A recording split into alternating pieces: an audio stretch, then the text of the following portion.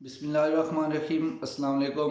دو موضوعات ہیں، ان کے اوپر بات کریں گے۔ پہلا موضوع حامد میر یا میڈیا سچا ہے یا مولانا طارق جمیل صاحب سچے ہیں، اور دوسرا موضوع یہ ہے کہ فردوس عاشق اعوان صاحبہ باقی جو پی ٹی آئی کے لوگ ہیں، کئی لوگ ان سے بہتر کیسے ہیں۔ پہلی چیز تو بات کرتے ہیں فردوس عاشق اعوان صاحبہ کے بارے میں۔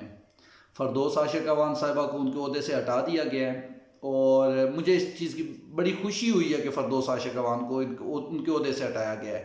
ان کے اوپر جو الزامات لگے ہیں کہ بھائی انہوں نے کوئی گاڑیاں زیادہ رکھی ہوئی تھی، ملازمین زیادہ رکھے ہوئے تھے، کوئی 10% وہ کمیشن لینے کے چکروں میں تھی، یہ خبریں جھوٹ ہوتی ہیں، کیونکہ یہ پارٹی کے اندر سے گروپنگ ہوتی ہے، تو وہ پارٹی کے اندر سے اس طرح کی خبریں دینا کوئی بڑی بات نہیں ہے۔ تو یہ آپ چھوڑ دیں اس طرح کی باتیں، اس طرح کا جو کوئی بھی چھوڑ کے جاتا ہے اس کے ساتھ ایسا ہی ہوتا ہے۔ دوسری چیز، فردوس عاشق اعوان کس سب باقیوں سے بہتر ہے کہ جب ان کو پارٹی کے اس عہدے سے ہٹایا گیا یا گورنمنٹ کے اس عہدے سے ہٹایا گیا، تو انہوں نے کوئی چیخو پکار نہیں کی، کوئی انہوں نے عمران خان کی ذاتیات کے اوپر اٹیک نہیں کیے، کوئی یہ نہیں انہوں نے کہا کہ جی میرے پاس پراڈو نہیں ہے تو مجھے عہدے سے ہٹا دیا گیا ہے۔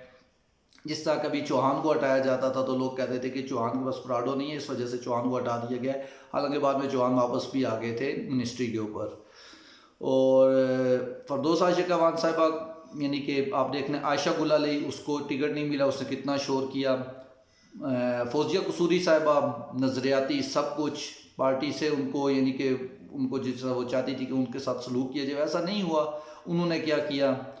جہانگیر ترین، ان کے خلاف ابھی ایک انکوائری رپورٹ آئی تو وہ بھی ایک طرح کے کھل کے پارٹی کے سامنے آ گئے تھے، خلاف آ گئے تھے۔ تو فردوس عاشق اعوان صاحبہ نے کافی گریس کے ساتھ انہوں نے فیصلہ قبول کیا اور گھر چلی گئی، اور انہوں نے ایک دو ٹویٹ بھی کیے، اور وہ یعنی کہ انہوں نے مناسب ٹویٹس کیے۔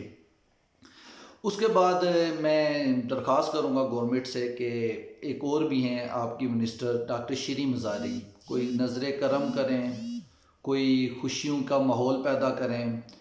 اگر کرونا کی وجہ سے پاکستانی عوام کافی مشکلات میں ہیں، خوشی کے لیے ترس رہی ہیں، تو اگر آپ ڈاکٹر شیریں مزاری کو ان کے عہدے سے ہٹا دیں تو میرے خیال سے عید کا تحفہ پاکستانی قوم کو مل جائے گا۔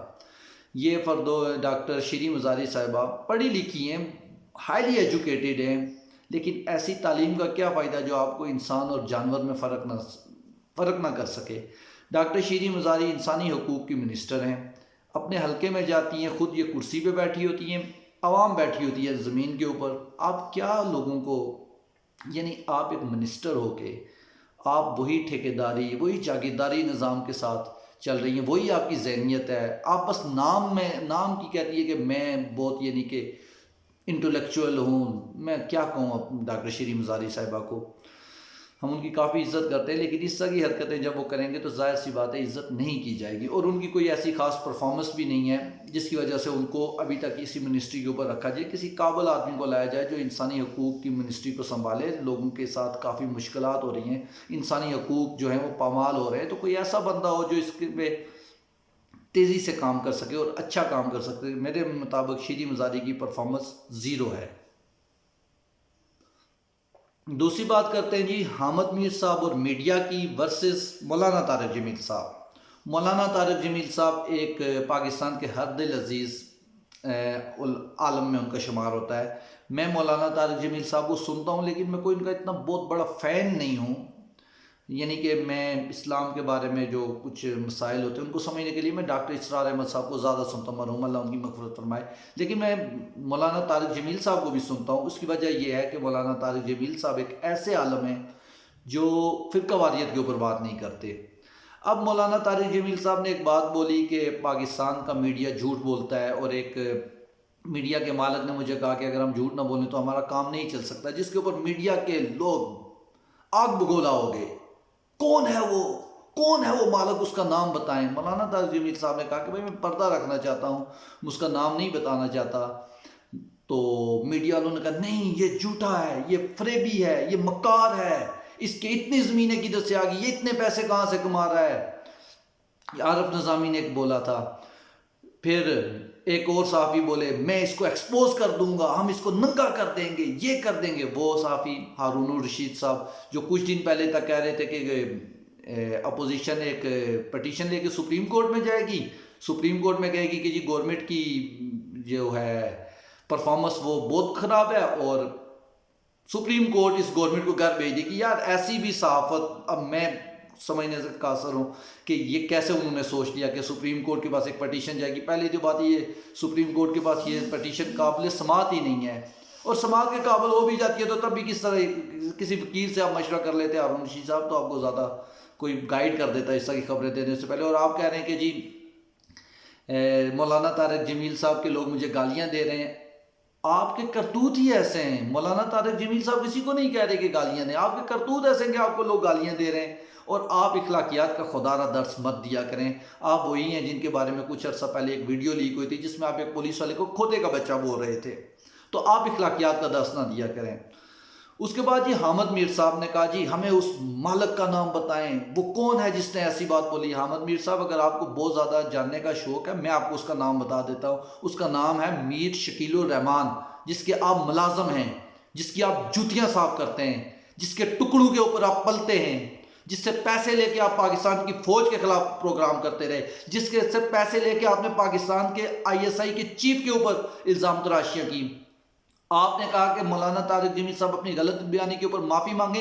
हामिद मीर साहब, आपने कितनी अपनी गलत बयानी के ऊपर माफ़ी मांगी?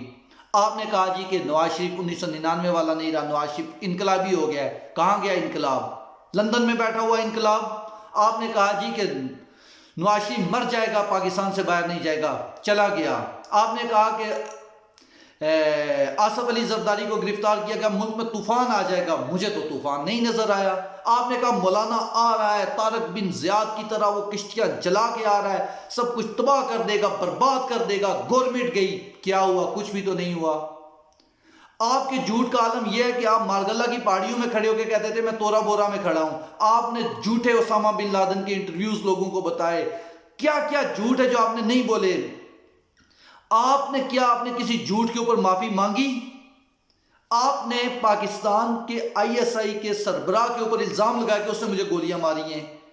क्या तुमने माफी मांगी इसके ऊपर? मौलाना तारिक जमील साहब से तो तुमने माफी मंगवा ली, वो तो उन्होंने मांग ली, माफी मांग ली। माफी मांगने से किसी की इज्जत कम नहीं होती। मौलाना तारिक जमील साहब की इज्जत माफी मांगने के बाद बढ़ी है। और अगर ये लोग समझते हैं कि मौलाना तारिक जमील साहब ने माफ़ी मांग ली, इसका ये मतलब है कि मीडिया झूठ नहीं बोलता, तो मीडिया झूठ बोलता है।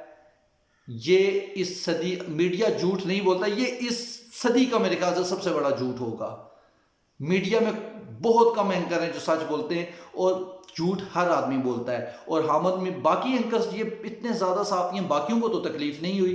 वो मेरा दोस्त, हमारे बहुत हरदिल अजीज़ साफ़ी हैं सदीक जान, उनको तो तकलीफ़ नहीं हुई। आबद अंदलीब को तो तकलीफ़ नहीं हुई, और तो किसी को तकलीफ़ नहीं हुई। हामिद मीर को क्यों हुई? क्योंकि चोर की दाढ़ी में तिनका। तो हामिद मीर साहब, आप अपनी सहाफ़त को सीधा करें। हारून रशीद साहब, आप अपनी सहाफ़त को सीधा करें।